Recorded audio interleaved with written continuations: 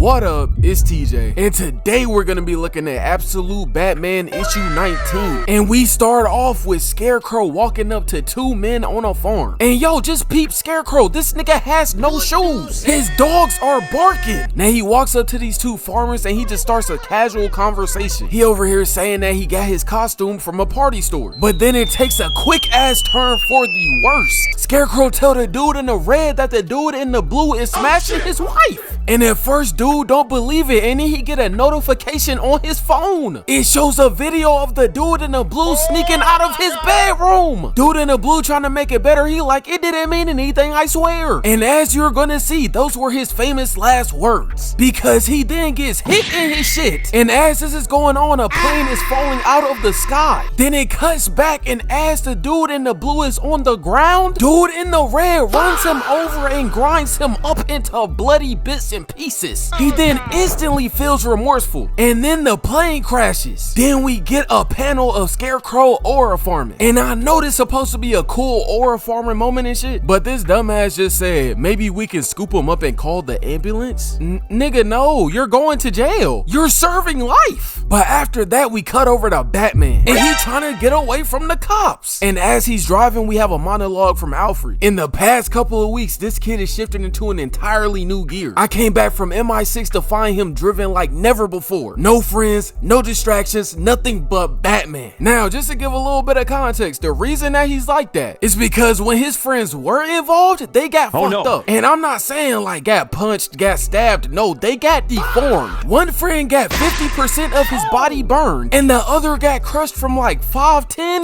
to 2 feet. Shit, nigga, if I went through that, I wouldn't have no friends. I'm going celibate for the rest of my life. Stop the cap. Stop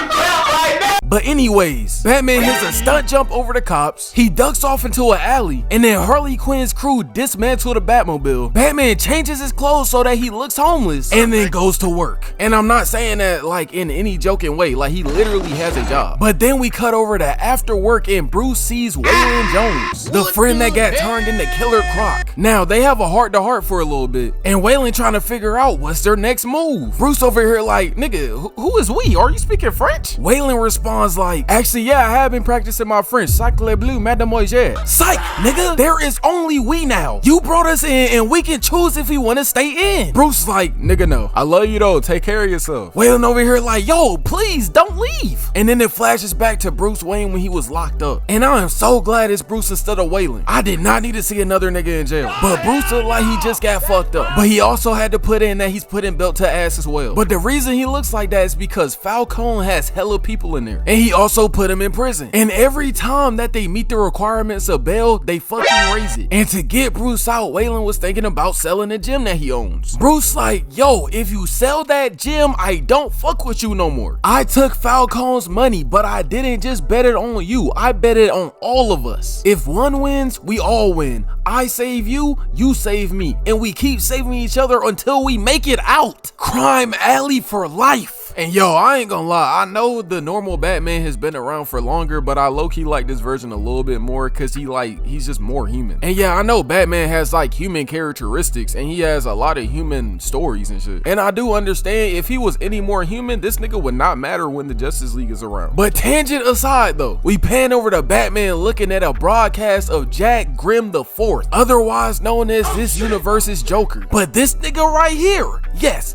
this nigga right here makes no jokes. He doesn't even like jokes. And nothing about this hellspawn is funny. Now, as they're examining this broadcast, an alert goes off. And come to find out, Harley Quinn has set up the bat signal. And yes, Harley Quinn and Batman are working together. And she got a crew called the Red Hoods. Those were the people you saw at the beginning dismantling the Batmobile. Now, when Batman answers the phone, is former Mayor James Gordon. And Gordon has already deduced that Bruce Wayne is Batman. Which, like, it does make sense. He's 6'9", 420 pounds. But when Batman pulls up on Gordon, Gordon is hella paranoid. But they then start talking, and just for a little bit of foreshadowing, I'm gonna read what Gordon says right quick. You move pretty fast for a big guy. I'll have to get used to that, won't I? Now just remember what he just said, and let's continue. Now Gordon starts talking about Bruce's mom, and from now on I'm gonna call her Martha because her name is Martha. And as soon as Martha left, Gordon started doing a background check. check. She shows you attention and now you're obsessed? Calm your ass down. But anyways, Gordon says all of the evidence leads to Gotham and they lead to Batman, past and present. And Gordon has been struggling making the decision of showing Bruce the files. And he doesn't know what the right thing to do anymore because as he keeps digging, it gets more scary. Now Batman like, yo, maybe you should just show me the files. And Gordon pulls out a folder. It has Project Batman labeled on it. Gordon then says this was a mistake. He goes to light the files on fire. That causes him to light his arm on fire. And then a murder of crows come out of nowhere. Then they start attacking Gordon. Batman then picks up one of the papers that wasn't burned. He then sees is talking about the incident of when his dad died, inspiring him to become Batman in the first place. Batman like, what the fuck is this? And as he's about to get answers, Gordon jumps off of the ledge. Batman reaches out for him. He thinks he catches him. He looks over and then sees Gordon's lifeless body on the pavement. And then the pedestrians that were looking down then look up to see Batman's big ass, and then they blame him for the murder. He then looks off into the distance and sees Scarecrow smoking a cig. Now, just to catch you up to speed, Batman's mom is in the Court of Owls. This is a group that was fighting for liberation, and I don't know if this is an accurate statement yet, but just based off of that information alone, I'm guessing that the Court of Owls has something to do with creating Batman. Now that's just a theory, but if it's right, you have to drop a like. And if I'm wrong, you still have to drop a like. I do not care. But after we see Scarecrow, we transition over to a flashback. And in this flashback, Falcone has bailed out Bruce. And Gordon's there to pick him up because after Bruce's father died, he became sort of like a father figure. Not enough to replace him, but his presence is felt. But in the middle of Gordon and Bruce talking, Falcone pulls up in a red car. Him and Bruce get to talking and Falcone says, I know it wasn't just you who took my money.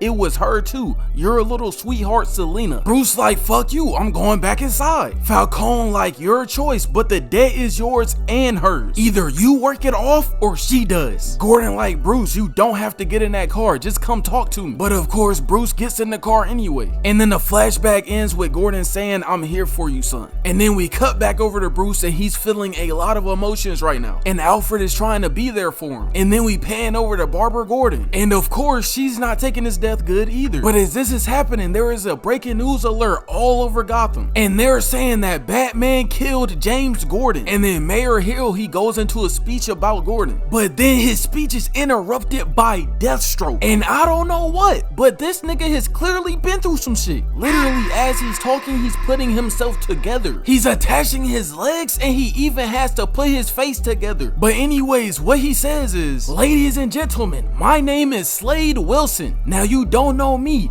but what I do know about you, about the people of this city, is that you're tough, you're unafraid. Because Gotham, it tests you more perhaps than any other city on earth. Still, every day you pick yourselves up, you put yourselves together, one step at a time, and you go out there and you face Gotham head on. For too long though, you haven't had real help, and today that changes. No more darkness, no more creatures of the night terrorizing your streets. From now on, let Gotham's symbol be a messenger of the morning. With that, I present to you the Robin program, funded by the Joker, Jack Grimm V. Mr. Grimm sustained an extraordinary support for Gotham's youth. It is well known that he has sheltered, mentored, and guided countless numbers of challenged young men and women over the years. And before I even keep reading, no exaggeration, this nigga needs kids to gain power. Like, he literally feeds on their life force for power. So what Deathstroke just said actually makes a lot of sense. It's fucked up, but it does check out, I'm not gonna lie. But anyways, back to it. He also takes the misunderstood, the wards of the state, the ones who have turned to criminality or fallen through the city's many cracks, and helps them find their way. And as he's saying all of this, we see Tim Drake, Stephanie Brown, Jason Todd, and Duke Thomas. They're finally acknowledging this nigga. And then as the last Robin, we see Dick Grayson. But Deathstroke continues and he says, today these men and women are ready to give back. Guided by an exceptional leader, orphaned at an early age, raised by Mr. Grimm, this team will be Gotham's new totem. I have the honor of training them and they are more than ready. And then we cut over to Dick, and no, I'm not saying pause. We don't understand, General Wilson. The order said to suit up for duty, but we already did. Deathstroke like, that's because those aren't your suits, Captain Grayson. These are. Then we cut back to present day with Deathstroke, and he says, together we will end this long dark night of fear and terror. We will bring back the light. But make no mistake, it will be a fight, ladies and gentlemen. Maybe the biggest fight in the history of this city, and it starts right now. And just so you know, the suits that they were looking at, they look like this. Yes, Absolute Batman is low-key fucked. I don't know how he's gonna beat this. But anyways, that's the end of the video. If you made it this far, drop a cash emoji. Also, drink water. If you wanted another issue of Absolute Batman though, you gonna have to drop a like or a comment. It does not matter. And have a good one. I don't even rap. Know your hollow, get to the bag. Then I go sit back and relax. Bitch, damn, sit back, smoke. Ass nigga out like tic-tac-toe. A lot of these niggas be stealing the flow. You tryna slide them, gotta let me know. I hit the ground if money on the flow. Can't come around you acting like a hoe. Too many chops, any money mo. Virginia Beach, better not be alone. Fuck nigga. What? Slick. Yo, LA, NYC, I got jet lag. Smoke runs in my head.